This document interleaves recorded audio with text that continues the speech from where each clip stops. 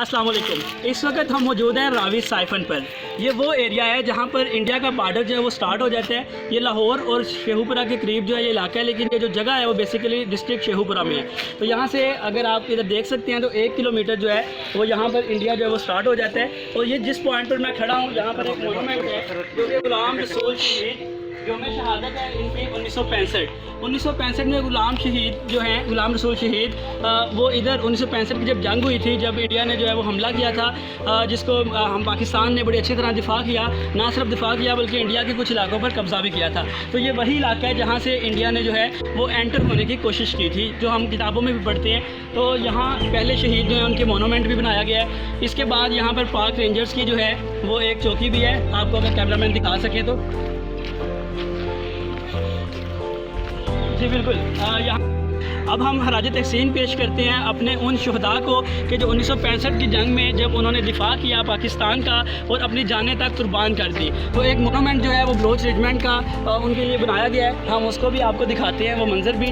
और इसके अलावा यहाँ पर ये भी बताएंगे कि उस वक़्त 19 वो खुशनसीब शुहदा हैं जिन्होंने अपनी जानें जो है पाकिस्तान के ऊपर कुर्बान कर दी और शहादत का जो है वो सेहरा जो है वो अपने सर सजाया। इसके अलावा 34 वो लोग हैं जो उस जंग में जो है वो ज़ख्मी भी हुए थे, उनको भी खराज तहसीन जो है वो पेश किया गया है। लेकिन ख़ास उन लोगों के नाम है जिनको कोई ना कोई एजाज़ जो है इस जंग के बाद मिला, जिनमें लेफ्टिनेंट कर्नल तसद्दुक़ हुसैन साहब हैं जिनको इम्तियाज़ी सनद से नवाजा गया।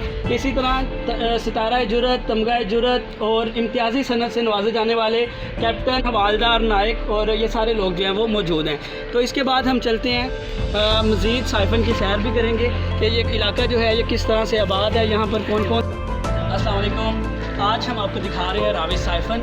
ये कौन सा एरिया है? ये यहाँ से 1 किलोमीटर जो है वो इंडिया इधर हम मौजूद हैं। मैं आपको इशारा करके दिखा रहा हूँ, वो सामने इंडिया का इलाका शुरू हो रहा है। यहाँ पर जो है वो पाकिस्तान का इलाका है, डिस्ट्रिक्ट शेखुपुरा में मौजूद है।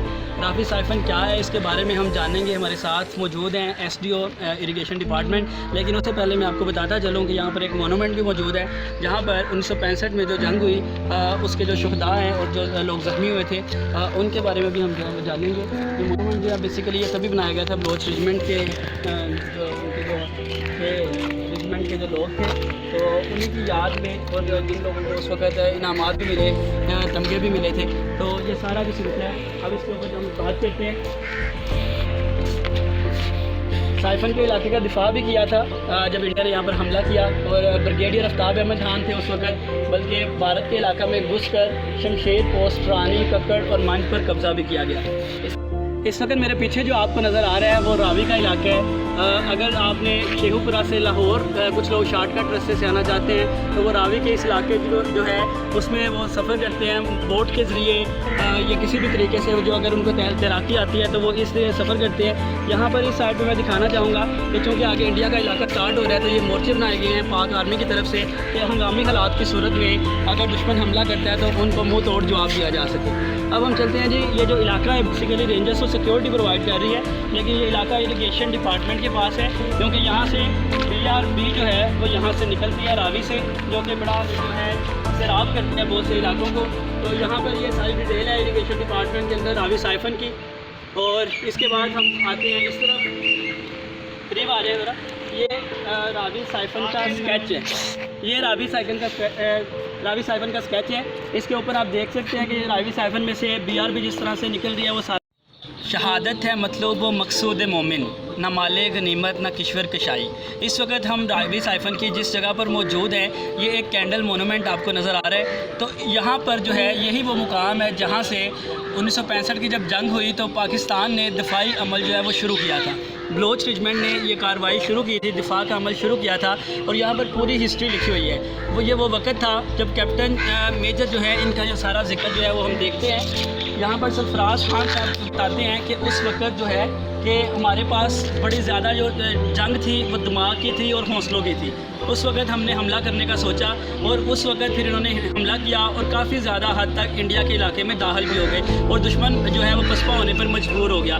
उस वक्त के जो मेजर थे इंडियन साइड से मेजर जनरल निरंजन प्रसाद, उनकी गाड़ी जो थी वो अपनी गाड़ी छोड़ के यहाँ पर भागे थे और साथ में उनकी डायरी आज भी पाकिस्तान के पास माले गनीमत के तौर पर मौजूद है। जी हाँ, ये वो जी इस वक्त हम मौजूद है इरीगेशन डिपार्टमेंट का रेस्ट हाउस है रावी साइफन पर और मेरे साथ मौजूद है मियां मोहम्मद ज़मान दार SDO हैं इरिगेशन डिपार्टमेंट में। आज हम इनसे बात करते हैं और रावी साइफन की अहमियत के बारे में भी जानते हैं और BRB के ऊपर भी बात करते हैं। जी सर, आप बताइएगा कि रावी साइफन के बारे में तारीखी जो मुकाम है जिसमें 1965 की जंग हुई, इस हवाले से आप क्या कहना चाहेंगे? रावी साइफन जो हमारा BRB नहर की 285 रुपये है, इस पे यहाँ ये नहर, यहाँ से दरिया नहर जो है दरिया के नीचे से क्रॉस करती हुई आगे गुजरती है।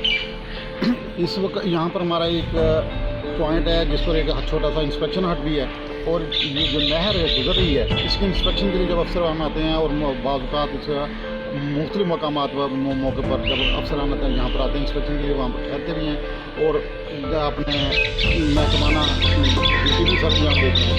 इसके अलावा इसकी अहमियत इस बात के लिए बहुत अहम है कि यहाँ पर ये वाज़ेह किया गया है, बताया गया कि इसमें कितना एरिया है और कितना हर एरिया इसको मेंशन करने के लिए इसकी तफसील बताई गई है।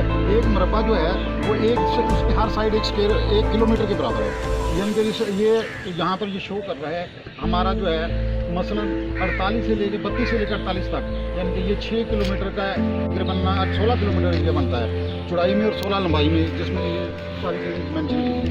उसके बाद ये हमारा इरिगेशन का जो है डाटा है इस रावी साइफन का, इसमें 5 गेट्स लगे हुए हैं बैरल के ऊपर स्टार्ट में, जो जहाँ से पानी गुजरता है ये दरिया के नीचे से रावी के नीचे से गुजरती हुई BRB नहर जो उसको क्रॉस कर रही है।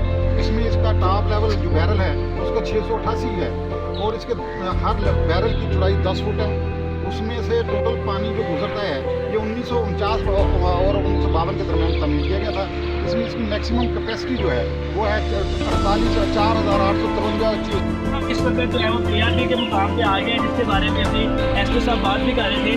तो आपको बताना चाहूँगा कि तारीखी लिहाज से तो ये जगह खूबसूरत भी है और एक अहम पॉइंट भी है, लेकिन इसके साथ साथ ये एक बड़ी खूबसूरत जगह है, देखने के काबिल है। यहाँ पर बागात भी हैं, यहाँ पर नहर BRB भी आ रही है, पीछे साइफन है, उससे पीछे रिवर रावी है और सूरज जलते हुए तो यहाँ का मंजर काबिल दीद है।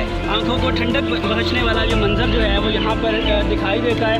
इस वक्त भी तकरीबन ग़ुरूब आफ्ताब के हम करीब हैं, जिसकी वजह से ये बड़ा खूबसूरत मंजर जो है वो हमें दिखाई भी दे रहा है। लेकिन यहाँ पर प्लान करने से पहले, टूर प्लान करने से पहले, यहाँ पर आने से पहले इस बात का आपको पता होना चाहिए कि ये प्रोहिबिटेड एरिया है, यहाँ पर आप इजाज़त के बगैर नहीं आ सकते। ये रेंजर्स और इरिगेशन डिपार्टमेंट से इजाज़त के बाद ही आप यहाँ पर तशरीफ़ लाएँ, नहीं तो आपका सारा सफ़र वहाँ पर ख़त्म हो जाएगा और आप आगे नहीं आ सकेंगे, क्योंकि यहाँ पर आने की इजाज़त नहीं है।